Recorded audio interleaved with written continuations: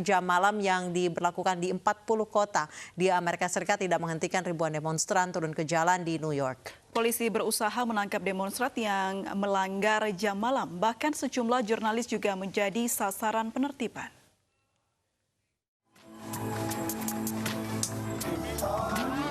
Jam malam yang dimulai pada pukul 20 waktu setempat, tak digubris ribuan demonstran yang turun ke jalan-jalan kota New York, Amerika Serikat Selasa malam.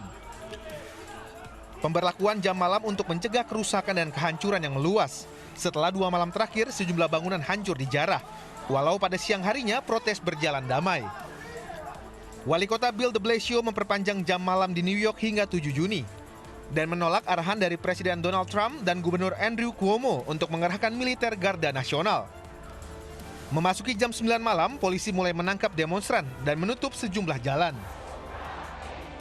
They grabbed innocent people for no reason and just started like cuffing them, pushing them to the ground. This dude he's a journalist and a press. He has a press pass and they pushed him to the ground.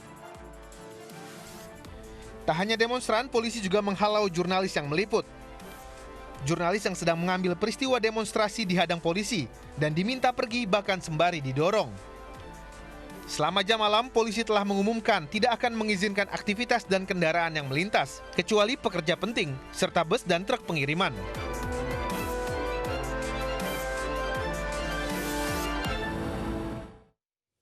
Dan pemirsa, untuk mengetahui kondisi terkini di Amerika Serikat, kita sudah terhubung dengan Aditya Priangga, warga negara Indonesia yang berada di Amerika Serikat. Ya Aditya, bagaimana kondisi di tempat Anda? Apakah kerusuhan masih meluas? Kalau di tempat saya sendiri sih, kan saya tinggal di Maryland ya, itu nggak ya biasa-biasa aja sih. Ininya apa? Kalau di DC kan saya berdekatan dengan DC ya, Washington DC, tapi itu rusuh kalau di sana. Kalau di tempat saya mah nggak, biasa-biasa aja. Baik, Mas Aditya, sejauh ini respon terkait dengan unjuk rasa anti rasisme ini di lingkungan sekitar Anda, apakah memang cukup kencang bersuara? Iya sih, di tempat saya itu banyak itu di rumah-rumah warga itu dipasang kayak spanduk-spanduk Justice for Floyd itu kan. Ya, untuk pengarahan massa di tempat saya tinggal sendiri sih kayaknya ada sih di beberapa kota tapi jauh dari tempat saya tinggal kan. Kalau kemudian saya kan tinggal di Silver Spring. Katanya kan, nah kalau di Baltimore itu di Maryland juga, tapi jauh dari saya itu ada pergerakan massa, tapi nggak sampai ke penjarahan sih seperti ini berita gitu kan.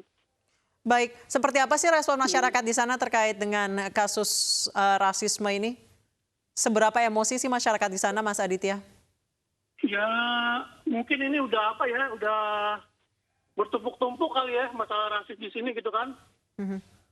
Ya mereka sih, terutama warga kulit hitam yang menuntut ini persamaan lah. Gitu kan, karena emang ya, kalau kita lihat juga di Amerika Serikat juga sih, masalah rasis ini merupakan masalah yang sangat penting juga ya. Mungkin kalau saya imbasnya ini dari banyak masalah-masalah sebelum-sebelumnya. Saya ini puncaknya ya. Baik, jadi sudah menumpuk begitu dan ini pelampiasannya begitu ya, Mas Aditya ya? Iya, mungkin ya seperti itu sih. Lalu bagaimana dengan WNI di sana, Mas? Apakah ada himbauan dari kedutaan besar? Iya, sejauh ini ada himbauan dari Embassy Indonesia ya untuk kita jangan ikut-ikutan lah sebagai warga pendatang, warga minoritas di sini. Lebih baik kita cari aman aja, stay di rumah, tinggal di rumah. Ya cuma ngikutin berita aja dari TV gitu, tapi himbauannya jangan sampai ikut-ikutan lah. Baik, Mas Aditya, Anda sendiri di wilayah tempat Anda tinggal sendiri tidak ada unjuk rasa. Namun informasi dari teman-teman, terutama yang berada di DC, apakah mereka masih bisa beraktivitas sehari-hari dengan begitu masifnya demonstrasi? Masih bisa beraktivitas seperti biasa ya, karena demonstrasi juga di titik-titik tertentu ya, nggak di semua DC gitu kan. Masih bisa kok, mereka masih bisa kerja gitu. Memang banyak beberapa toko yang tutup ya, gitu. Oke. Lalu bagaimana dengan pembatasan corona di sana, Mas? Apakah sudah mulai melanggar pembatasan yang sudah diberlakukan begitu?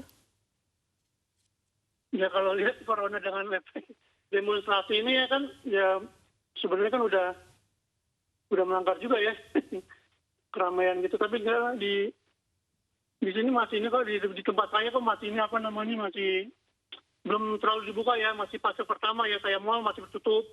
Tapi kalau restoran-restoran itu masih buka, bisa makan tapi duduk di luar dengan jumlah tertentu gitu, sedikit. Baik, terima kasih Mas Aditya Priangga, warga negara Indonesia yang berada di Maryland, Amerika Serikat telah bergabung bersama kami di News Sore.